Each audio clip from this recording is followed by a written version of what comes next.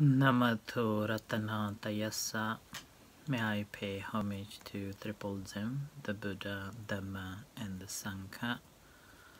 My respect goes to my parents and my teachers.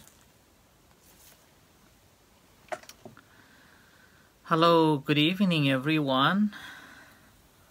So today is 25th, Monday the 25th of January 2021, and this is Ajahn Sujan from Varapunya Meditation Center, Aberdeen, Scotland. As usual, I'm here with you all tonight to share, to read, and to talk with you tonight. Hello, Chun, Sandra, Kashmir, Margaret, Manish, Yvonne, and everyone.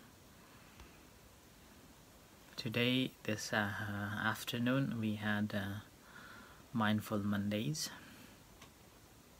which I managed to upload on YouTube recently.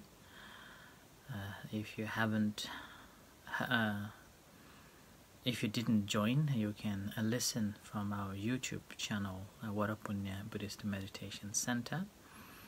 It's a Mindful Mondays.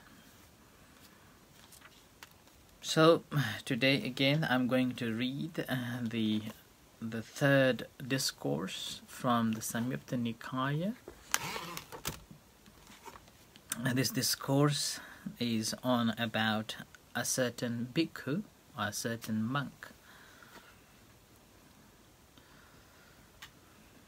The story goes like this. On one occasion, the Blessed One was dwelling at Savatthi in Jeta's Grove, Anathapindika's park. Then a certain bhikkhu approached the Blessed One, paid homage to him, sat down to one side, and said to him, "Venerable Sir, it would be good if the Blessed One would teach me the Dhamma in brief, so that having heard the Dhamma from the Blessed One, I might dwell alone, withdrawn, diligent, ardent, and resolute." So this is the opening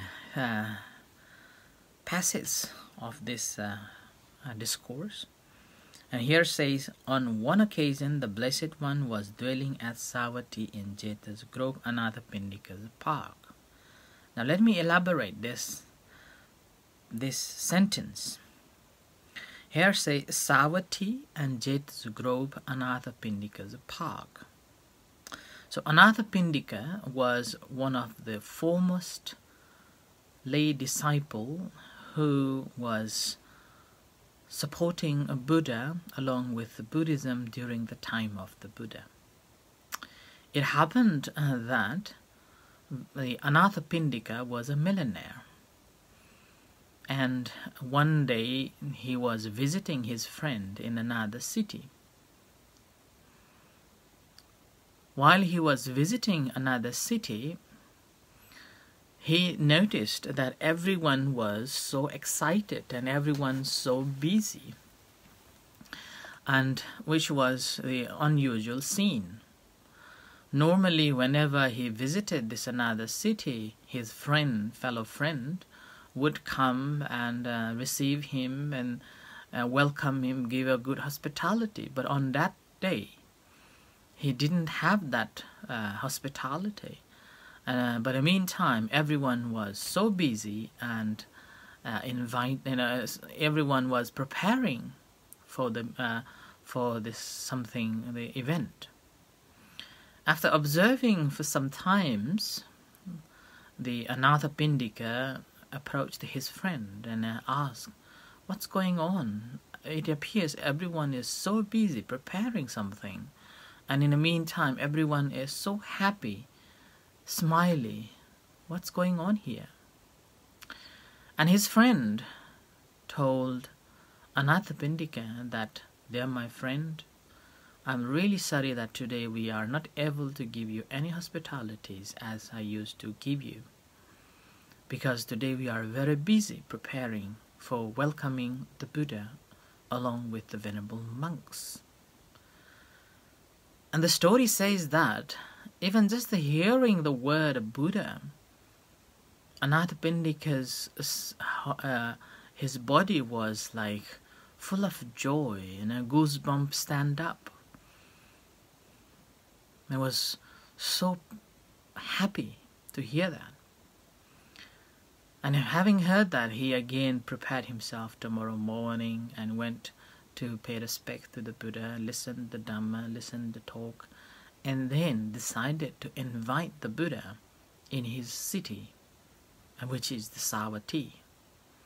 So he approached to the Buddha and requested the Buddha that I would like to invite you to my city Savatthi. Would you please accept my invitation? At that time, the Buddha accepted the Anathapindika's request, and having heard, Anathapindika, went back to city to prepare welcoming the Buddha along with other monks.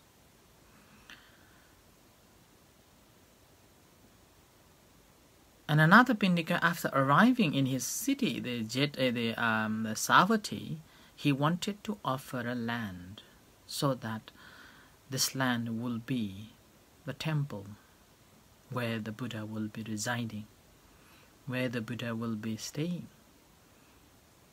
And he was so clever that he didn't want to have a temple made in the middle of the city or too far away from the city. And as a result of that, he wandered around the Savatthi, the city, and then there he found the Jeta's grove. The Jeta was the prince. And he had this grove which is not that far away from the city or not that close to the city. And he thought that this would be an ideal place for the temple to be. And whenever I recollect this story, it always reminds me about our own center here in Aberdeen. I found it that it's not far away from the city, Aberdeen, even the West Hill, and also it's not that close from the community too. It's not difficult to come to the center. People can travel from Aberdeen to West Hill and on a bus or public transport, and then from West Hill bus station can walk up to the city, the center, around 25 minutes. And it's well hidden away from the community, and it's a really conducive and quiet place for the cultivation. And I found it really a good place, our center.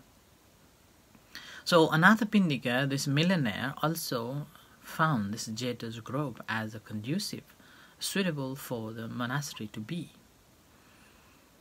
And this Anathapindika, being a good friend of the Prince Jeta, he approached to the Jeta and asked that would it be possible that I would like to buy this land. And Jeta, with cunningly and with a very funny way, he didn't want to sell it, but he refused millionaire by saying, if you can lay golden coins in my garden, so in my grove, then you can have it. So when the millionaire Anathapindika heard that, immediately asked his staffs and servants to carry the golden coins and laid in Jeta's grove. So began the work. And he again, laid the golden coins on this land. As he poured carts after carts of these golden coins, the story says, Jeta, the prince, was surprised, and then he even thought, what? It's mad. How on earth that you are lying these golden coins to buy a land? So he approached to the Anathapindika, the millionaire, and asked, why on earth you are buying this by laying these golden coins? So then Anathapindika explained, this is because I want to have a place which is not far away from the city and not close to the city, a place where Buddha along with the venerable monks will preside, so that we will have a great opportunity to be close to the Buddha and have an opportunity to learn from him. And having heard so, Jeta, the prince, and thought, he is crazy. Okay, the remaining one which you haven't laid the golden coins, I offer it. So I also want to be part of that offering. And that's how this temple becomes Jetavana, and Anathapindika's path. The temple that built by the Anathapindikas, which was belonged to the Jeta, the prince, and who offered the remaining part which wasn't covered by the gold. And this was the temple where Buddha spent much of the time in his life. Much of the time in his life. And this is the temple where we will hear a lot of discourses that Buddha gave. Many discourses that Buddha gave throughout his time of staying there. And here it says that the one certain bhikkhu or certain monk approached to the Buddha and paid homage, sat down on one side, and then said to him. And it is customary when we look at the discourses that whenever people coming or monks visiting the Buddha, normally they will pay respect to the Buddha for 3 times and then find the suitable place to sit down, and after that will ask a question like that, and which has been the tradition even today. Whenever people are visiting the temple, first they will do is to pay respect to the Buddha, and then after that, if there is any monk sitting, then pay respect to the monks, and then once paid respect to the monk, they will sit aside and then began their conversation. So that is what had happened here. And this venerable monk said to the Buddha, asking, "Venerable Sir, it would be good if the Blessed One would teach me the Dhamma in brief." Remember, in brief. Yeah? So that having heard the Dhamma from the Blessed One, I, again, might. He didn't say I will. He said, I might dwell alone. Yeah?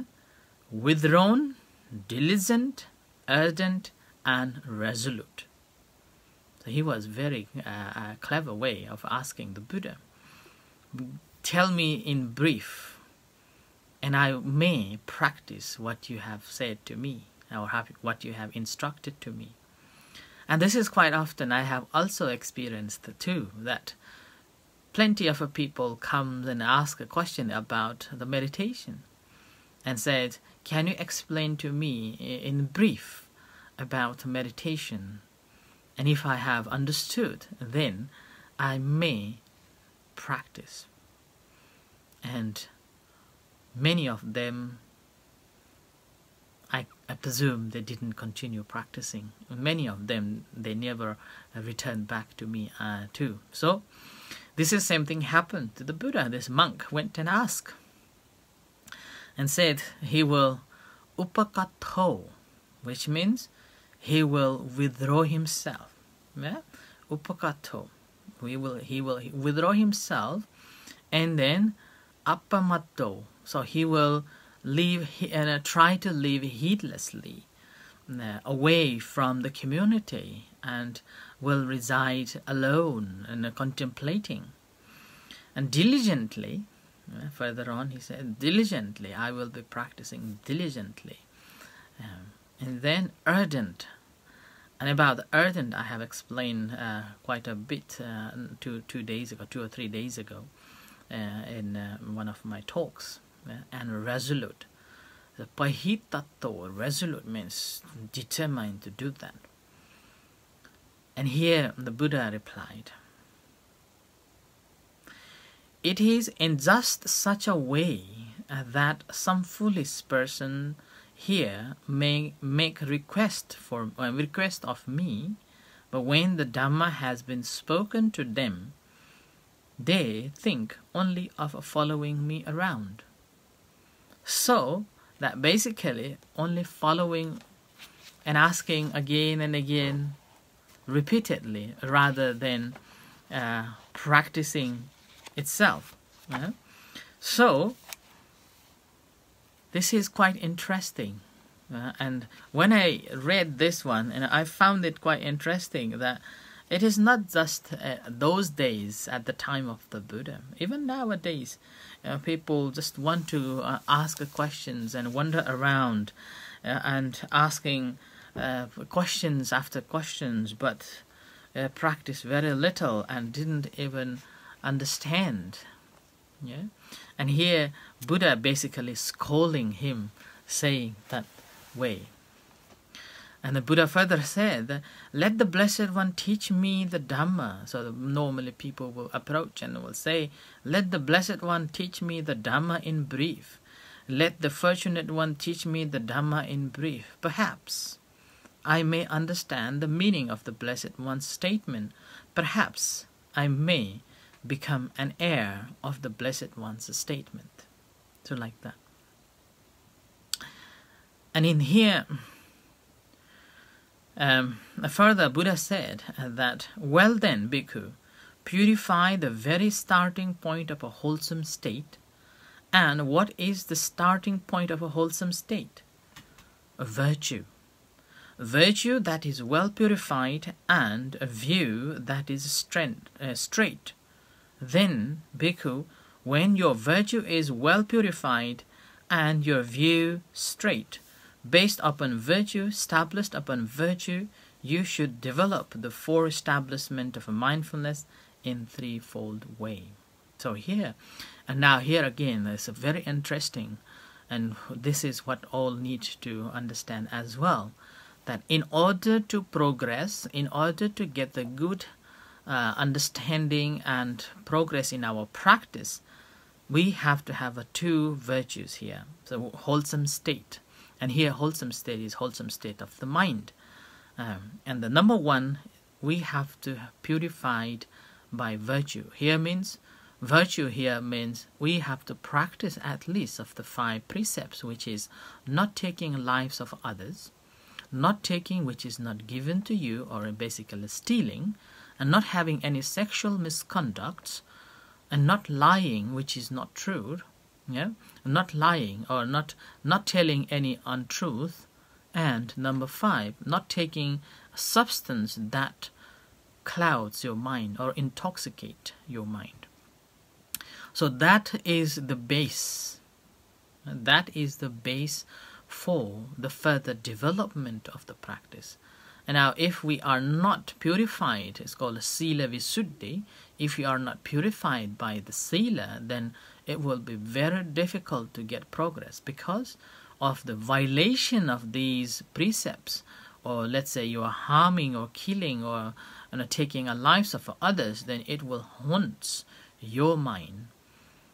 If you have taken something which is not belongs to you, then again it violates. Your mind is basically in a fear, or you're talking about it. Oh, I shouldn't have done that. Similarly, sexual misconduct again brings insecurity in life to oneself, and also fear of a blame and finding like that. And the truth, not telling the truth and taking intoxicant obviously is making us cloud mind. So that's why whenever we go to the retreats, we all have to practice these, at least of these 5 precepts, pretty well. Yeah? And then sometimes people may not understand that why the precepts is so important. only when you go into the retreats and you are asked not to speak and maintain the silence, then you realize the importance of the silas in the practice. There is a center established by the S.N. Goenka, and I believe there are centers around the world. Even here in the UK, there is in Hereford. In this institute or the center, there is retreats starting from 10 days, 20 days, 30 days, like that. Now, first retreat is called the 10 days retreat. And here, in that 10 days retreat, you have to observe 5 precepts. And then you can't speak, or there will be complete silence. You may be staying with 100 people, but you will be staying like alone. No one is talking with you. No one is saying anything to you. At that time, there will be even a saying that do not make even any gestures. And now, it is true. The moment when you make any gesture or communication gesture, or making your eyelids, or shaking your head to your friend, or to your someone who you know, those who are on a retreat as well, believe me, even that shaking a head, just for a once, suppose you did it in the morning 8 o'clock, it will disturb your mind throughout the day. Throughout the day. That much difficult when we practice if we are impure in the sila, the virtue. So that's why virtue needs to be very, very straight and good. And the 5 precepts, obviously, is the foundation for the lay people. Householders should be observing the 5 precepts as a precept that is a foundation to bring harmony and peace and security in our lives.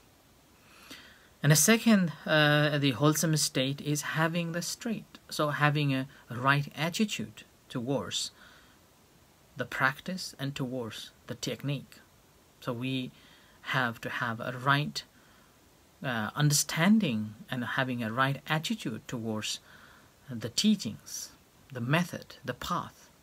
And then you have to have a right attitude towards yourself, that I am free from all the miseries. When you have that confidence and the purity of the mind, then it's much, much easier for one to develop the meditation. And once we have got these 2 straight, the purity in our virtue and purity in our understanding and attitude, then when we practice the 4 foundations of a mindfulness, it's easy to attain the fruits. Obviously, we know that the attitude always defines our behavior, defines our character, and how we discipline. So the attitude is also one of the very important factors for the practice of a satipatthana. And here Buddha further says that what are the 4? And it comes back to the same as in other discourses. That's why I mentioned 2 days ago that the Amba Pali Sutta that I was explaining for a whole 1 week is a foundation for these following discourses. We will be revisiting that again and again. And what for? The Buddha said, here a bhikkhu dwells contemplating the body in the body internally, urgent, clearly comprehending, mindful, having removed covetousness and displeasure in regards to the world. Contemplating the body in the body externally, ardent, clearly comprehending, mindful, having removed covetousness and displeasure in regards to the world. Contemplating the body in the body internally, externally, ardent, clearly comprehending, mindful, having removed covetousness and displeasure in regards to the world. Now here, in this section, is basically talking about we are contemplating the body internally, externally, and also internally and externally, both together, and which is very important to understand.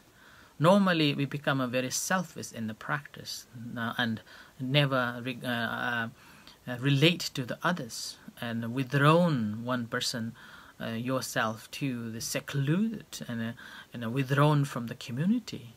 Whereas here, the Buddha's instruction is that you're practicing, but you're also living and concerned about other people externally, and both. So which I will come and explain tomorrow on this. So I end here for tonight, and thank you everyone for listening, and may you all be well and happy.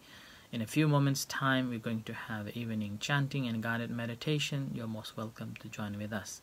Until then, good night and see you shortly. May the Buddha Dhamma Sangha bless you. Sadhu.